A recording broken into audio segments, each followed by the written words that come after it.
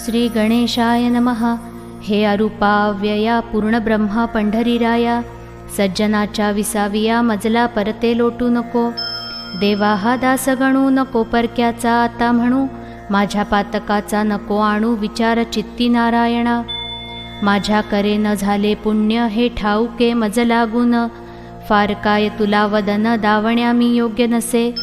ऐसी स्थिती आहे जरी परी देवा कृपा करी, ओहोळास गोदावरी पोटी आपल्या घेतसे। तैसे तुवा करावे दुःख अवघे निवारावे, पातकाला न उरू द्यावे माझ्या ठाई यत्किंचित। तू आणिल्या मनात अवघेच काही घडून येत, रंकाचा हिराव होत तुझा लाधता वशिला। असो एकदा पुण्यराशी गेले उमरावतीसी, जाऊन उतरले सदनासी आत्माराम भिकाजीच्या। हा आत्माराम भिकाजी सुत उमरावतीचा असे प्रांत, मोठा अधिकार हातात होता त्याच्या विबुध हो।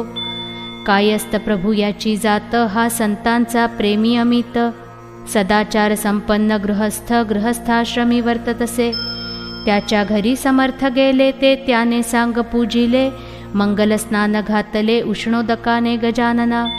उठणी नाना प्रकारची अंगा लाविली साची, वृत्ती आनंदली त्याची संत सहवासे ते धवा। करवती काठी उमरेडचा धोतर जोडाने सविलासाचा, भाली केशरी गंधाचा भव्य तिलक लाविलासे। कंठा माझी पुष्पहार नैवेद्याचे नाना प्रकार, दक्षिणेसी 100 रुपये त्याने ठेविले। धूपदीप आरती झाली पुष्पांजली समर्पिली, दर्शना लागी दाटी झाली उमरावतीच्या लोकांची। प्रत्येका ऐसे वाटावे समर्थ आपल्या घरी न्यावे, यथा सांग करावे पूजन त्यांचे येणे रीती। इच्छा ऐसी बहुता झाली परी थोडक्यांची मनीषा पुरली, सदनी पाऊले लागण्या भली पुण्य पाहिजे बलवत्तर। ते ज्यांच्या पासी होते समर्थ गेले तेथे तेथे, काकी साधू अवघे कळते अंतर्ज्ञाने करून। गणेश श्रीकृष्ण खापर्डे उमरावतीचे गृहस्थ बडे, वकिलीत ज्यांच्या पुढे ढीग रुपयांचे पडती की। दादासाहेब या प्रत म्हणत होते वऱ्हाडात, हा सज्जन भाविक अत्यंत ब्राह्मण शुक्ल यजुर्वेदी। त्याने विनंती करिता खरी महाराज गेले त्याच्या घरी, तेथेही झाली याच परी समर्थांची पूजा हो। गणेशाप्पा म्हणूनी होता लिंगायतवाणी, चंद्राबाई कामिनी त्याची परमभाविक असे। ती बोलली पतीला हा साधू पाहिजे नेला, कसेही करून घराला पहा विनंती करून। आपुले निष्पाप असल्या मन याच्या आगमने करून, होईल आपले पवित्र सदन भाविकाचा देव असे। गणेशाप्पा म्हणे तिला वेड लागले आहे तुला, हा सदनी साधू न्यावयाला वशिला पाहिजे बलवत्तर। पहा खापर्ड्या लागुनी हा साधू न्यावया सदनी, श्रम पडले ते आण ध्यानी उगा हट्ट धरू नको। चंद्राबाई म्हणे नाथा हे न पटे माझ्या चित्ता, सांगे माझी मनोदेवता सदनी साधू येतील हो। तुम्ही करा हो त्यांना नुसती सदनी येण्यास विनंती, गरिबावर असते प्रीती संतांची ती विशेष। परी आप्पा बोले ना छाती त्याची होईना, बोलावयासी निज सदना श्री गजानन साधू ते। महाराज वदले अखेर गणेश आप्पाचा धरून कर, तुझे किती आहे सदन दूर तेवढे सांग मला। तुझ्या सदनी वाटते यावे काही वेळ बसावे, अरे चित्ती असेल ते बोलावे भीड न धरता कवणाची। ऐसे महाराज बोलता गणेश आप्पाची या चित्ता, हर्ष झाला तत्वता तो न शब्द बोलवे। समर्थास नेऊन सदनी पूजा केली उभयतांनी, आपुला संसार त्यांचे चरणी अर्पण केला तात्काळ। असो ऐशा पूजा अमित झाल्या उमरावतीत, त्या प्रत्येक पूजेप्रत एक गृहस्थ हजर असे। तो आत्माराम भिकाजीचा नात्याने हा होता भाचा, राहणार मुंबई शहरीचा तार मास्तर असे की। तो रजा घेऊन भला उमरावतीस होता आला, भेटण्या आपुल्या मामाला बाळाभाऊ नामजाचे। त्या बाळाभाऊ कारण समर्थांचे लागले ध्यान, म्हणे ऐशा साधूचे चरण सोडून कोठे जाऊ नये। प्रपंच अवघा अशाश्वत त्यात कशाला गोवू चित्त, केला आजपर्यंत तोच आता पुरे झाला। काही असो आज पुन मी न सोडी त्याचे चरण, अमृताला टाकून विष प्याया कोणी जावे. म्हणून प्रत्येक पूजेला बाळाभाऊ हजर भला, होता बुध हो राहिला दुसरे न काही कारण. असो काही दिवसांनी शेगावी आले परतोनी, मळ्यासी न जाता जाणी आले मंदिरी मोठ्याच्या. त्या मंदिराच्या पूर्वेस एक जागा होती ओस, गजानन पुण्यपुरुष येऊन बसला ते ठाया. बातमी महाराज आल्याची कृष्णा पाटला कळली साची, त्यांनी जागा मळ्याची सोडली हे समजले. म्हणून आला धावत त्या ओस जागेवरी सत्य, महाराजा करून दंडवत अधोवदन बैसला. डोळ्यातून वाहे पाणी खंड त्याला नसे जाणी, वस्त्र टाकले भिजवोनी त्या अश्रूंनी छातीचे. तै महाराज वदले पाटलाला ऐसा कारे रडशी भला, शोक कोणता तुला झाला ते वेगे सांग मज. पाटील बोले त्यावर जोडून आपले दोन्ही कर, महाराज मळ्याचा अभेर काहो आज केला तहा. ऐसा अक्षम्य कोणता अपराध झाला सांगा आता, माझ्याकडून ज्ञानवंता मी लेकरू आपुले असे. ही देशमुखाच्या बाजूची जागा आहे बघासाची, एका माळ्याच्या मालकीची येथे तुम्ही राहू नका. मळ्यात मर्जी नसेल जरी तरी चला राहत्या घरी, ते खाली करीतो सत्वरी तुम्हासाठी दयाळा. काकी तुम्हा वाचून मला न काही प्रिय आन, हे कळले वर्तमान अवघ्या पाटील मंडळी ते. तेही तेथे धावून आले महाराजा विनवू लागले, निज सदना या भले हरी आणि नारायण. महाराज बोलले तयासी मी जो या जागेसी, येऊन बसलो आज दिवशी ते तुमच्या हितास्तव. ते पुढे येईल कळोन आता न करा भाषण, वाद दोघांचे निर्मूलन करील हे विसरू नका. जितके जगी जमेदार तितके न करीती विचार, मागचा पुढचा साचार हेच उणे त्यांच्या ठाई. जा बंकटलालासी पाहून आणा वेगेसी, मी सोडिता तद्गृहासी तो नाही रागावला. ते काहे त्यासी विचार माझी कृपा तुमच्यावर, आहे ती न ढळणार कोणत्याही कारणांनी. बंकटलालही आला तेथ घालू लागला समजूत, यांच्या मर्जी विरुद्ध मळ्यात तुम्ही यांना नेऊ नका.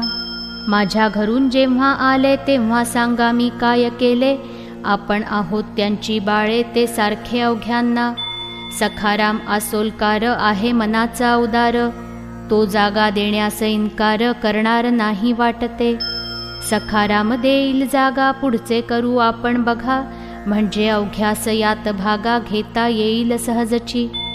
समेट अवघ्यांचा होऊनी मठ बांधिला त्या ठिकाणी, परशुराम सावजींनी मेहनत घेतली विशेष. समर्थांच्या बरोबर निस्सीम भक्त होते चार, भास्कर बाळाभाऊ पितांबर उमरावतीचा गणेशाप्पा.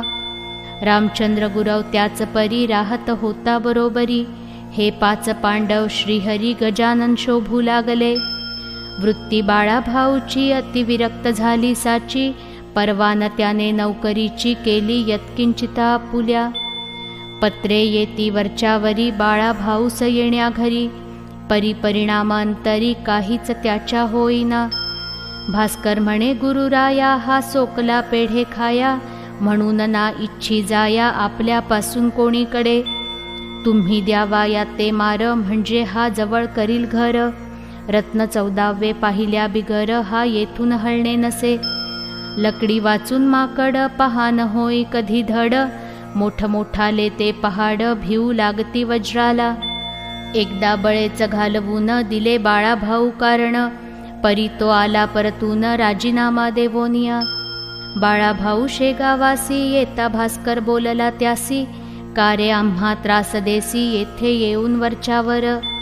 ओढाळ बैल हिरव्यावर पाहे पडाया निरंतर, त्यास जरी दिला मारत तरी तो येई तेथ पुनः. तैसी लोचटा तुझी कृती तंतोतंत निश्चिती, झाली जयाला विरक्ती त्यानेच येथे यावे रे. हे अहंकाराचे भाषण समर्था न खपले जाण, त्यांनी भास्कराचे अज्ञान निवटाया कृत्य केले ऐसे. एका गृहस्थाच्या हाती भली थोरली छत्री होती, ती गजानने घेऊन हाती बाळास झोडू लागले.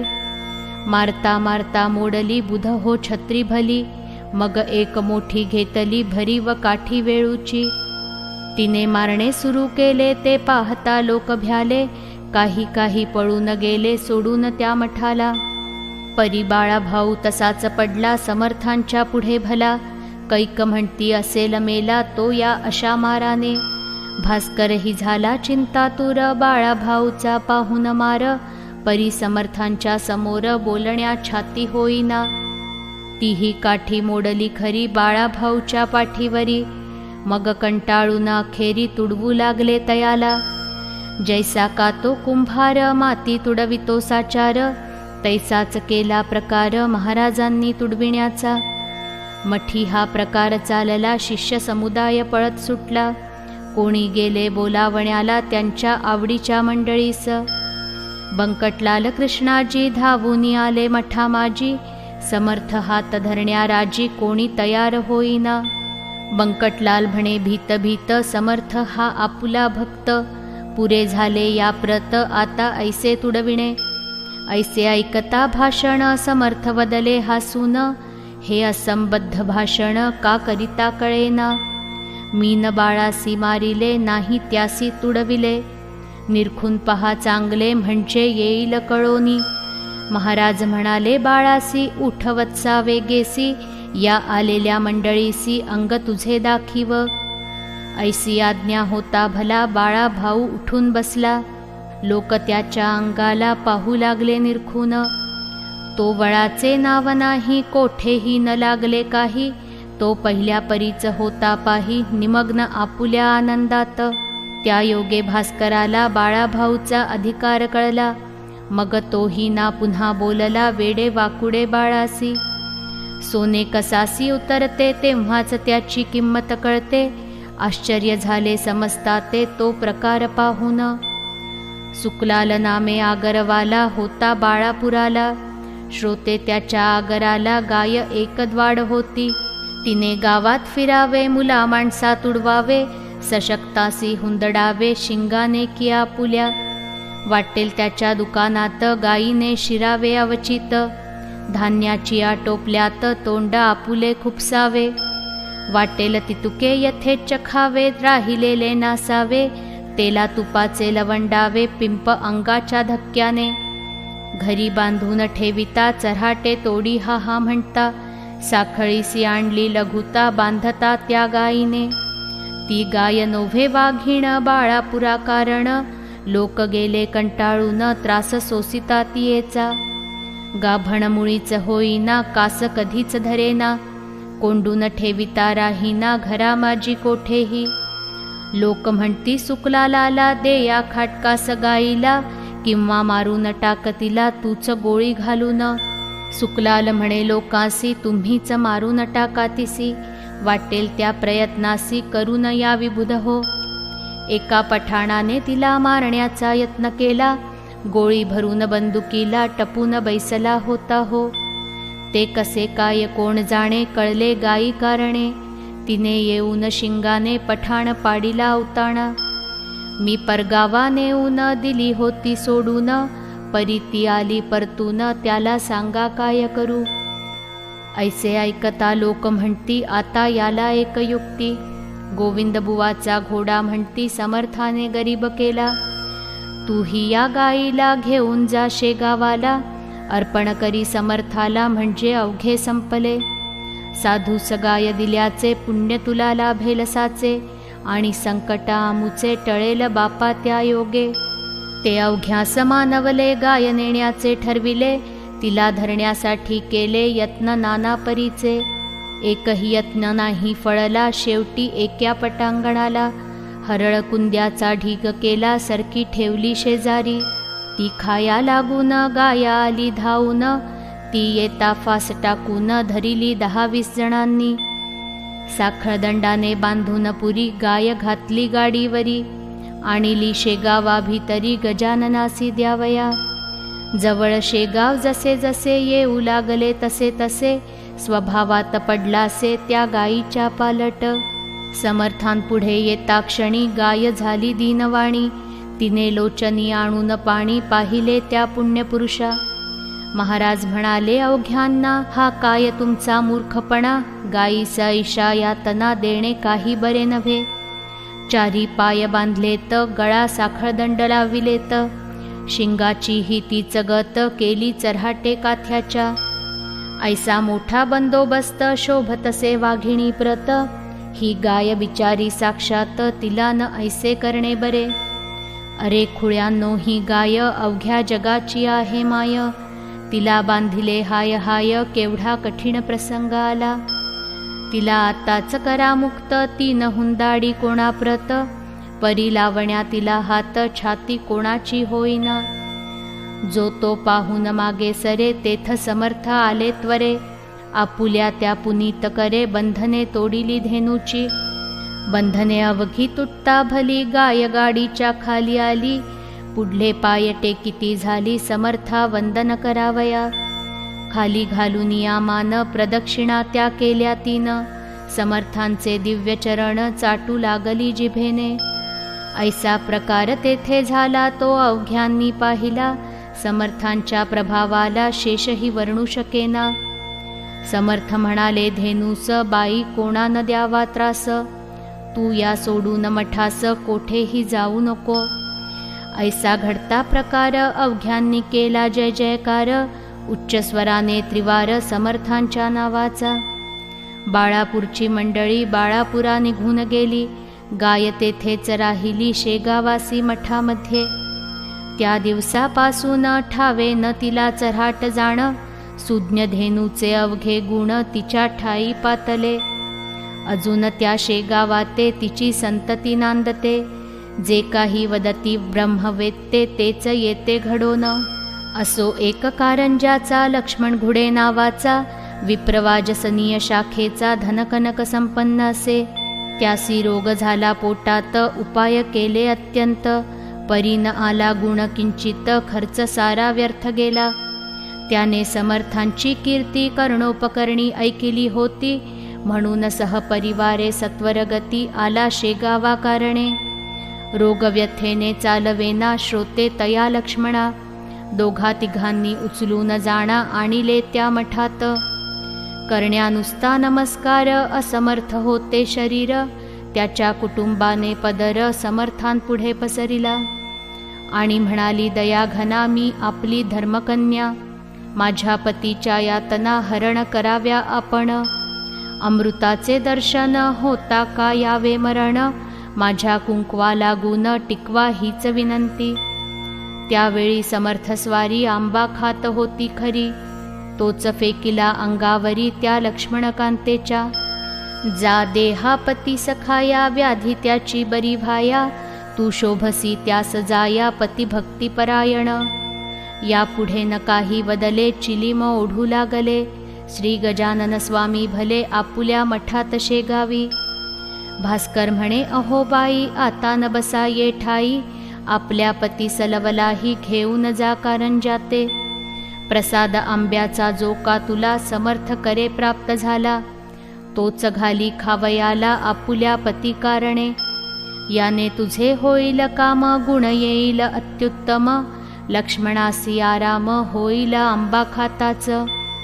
बाई घेऊन आंब्याला येती झाली कारंजाला, प्रसाद खाऊ घातला आंब्याचा आपल्या पतीस.